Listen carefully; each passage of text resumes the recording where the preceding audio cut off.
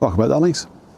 In this video, I can give you a really good example of when you need to use an acidic wheel cleaner. Now, in the demonstration you're about to see, this is a wheel that I would have normally gone straight in with the acidic wheel cleaner. But I'm going to demonstrate to you how people who say you could use these different alkaline wheel cleaners, oh, they'll get right in there. I'm going to show you how that's not always the right answer. Now I'm going to use a bit of Infinity Wax Incinerate V2, neat, so undiluted, and a bit of Malco break off. So those are the two of the strongest alkaline wheel cleaners I've ever come across. There aren't many that are stronger than that on the market, I believe. I don't ever see any others recommended. So we could go with those. And I'm also going to use KKD Devils Juice as the acidic wheel cleaner. Now, Devil's Juice is no longer in production. So you would go for something like Detail Bug Black Widow. I've got a video about that. I'll link to that at the end. So that compares those two together, which is good.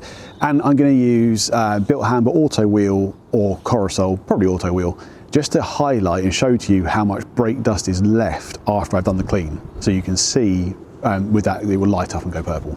Anyway, let's get into it. Right, so give them a quick swipe. Yeah, nothing coming off there. These are really dirty, but it's not just dirt, it's properly ingrained brake dust. This is baked in, which is why I'm not using any other product for a pre-wash. So I've put on the Infinity Wax Incinerate V2 on the left-hand side, and the right-hand side here I've just put on the Malco break-off. Letting them dwell for 2-3 minutes. Then I'm going to come back and rinse them off. Now the reason I haven't used any other sort of cleaner like a citrus or a pre-wash foam or anything like that is they're just not going to make a dent with this, and the pressure washer wouldn't shift much of that either on its own because, you know, it wasn't coming off with the finger swipe. And that means the pressure washer is not going to shift an awful lot either. This is really ingrained. So the reason I would always go and do a pre-wash soak with a wheel cleaner and then rinse it off before going to clean them is because you end up making a bit of a slurry if you start really brushing around that filthy brake dust dirt. It can really scratch the rims. Now, these are bad wheels, obviously, but that's what I'm doing to demonstrate to you. Now, to see how much brake dust is left, I've put on the auto wheel here. I probably wouldn't normally do this. I'm using it as a way to demonstrate how much is left. This is soaking for about 5 minutes, and you can kind of see where we're at with how much is left. I could give that a rinse off now. I wouldn't normally rinse it off here. I would have probably gone in and cleaned it then at that point, but I just want to demonstrate to you how much brake dust is left. And some people think, oh yeah, you can just get in there with these cleaners. They should shift a lot, but if they're really bad, they're not going to.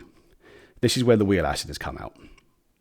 Now, whilst this has been applied, I've also gone and done the same on the other side. So on the other side, rather than applying the alkaline, I applied the acidic wheel cleaner and I let it soak for 3 minutes or so. And I'm now giving this side its first rinse off.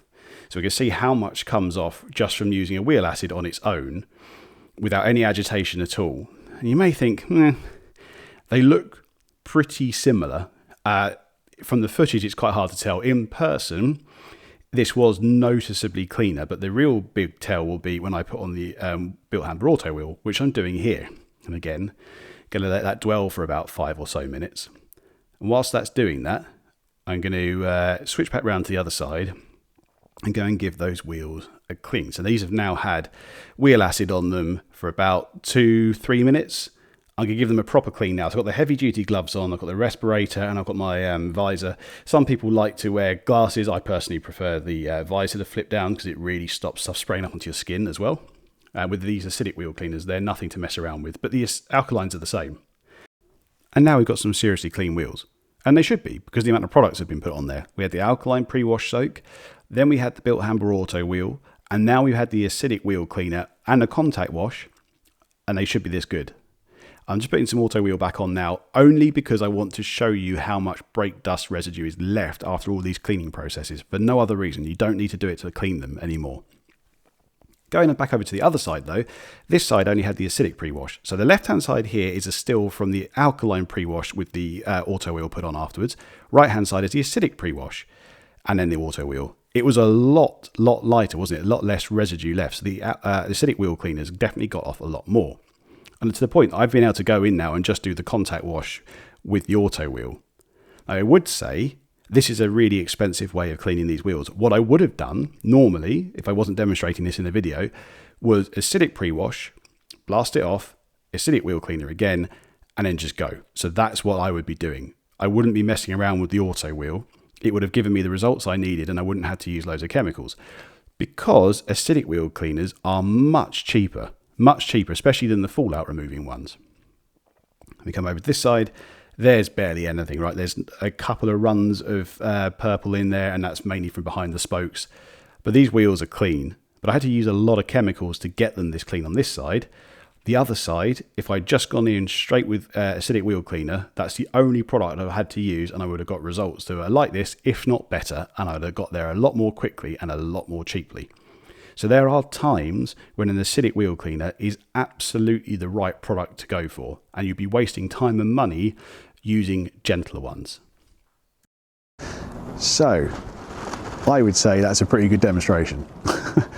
There are cases where you have to go with a big gun, and the big gun is an acidic wheel cleaner, but not all acidic wheel cleaners are equal. So KKD Devils Juice, famously very good. AutoSmart, I've got a very good one. I can't remember the name of it at the moment, but the one I would recommend that you can easily get hold of now is Detailed Bug Black Widow. Most of you who look after your cars regularly are not going to need an acidic wheel cleaner. With that said, sometimes it's in the barrels that you find that you really do need it. People are pretty good at cleaning the faces. The barrels often get neglected. So that is often the place that you might find, if it's a new car to you, that you may need to use an acidic wheel cleaner because the other ones just don't have that bite. But I hope that has been a useful demonstration for you. Go and watch this video where I compare Black Widow to Devil's Juice. Very good video. It's a good little test there.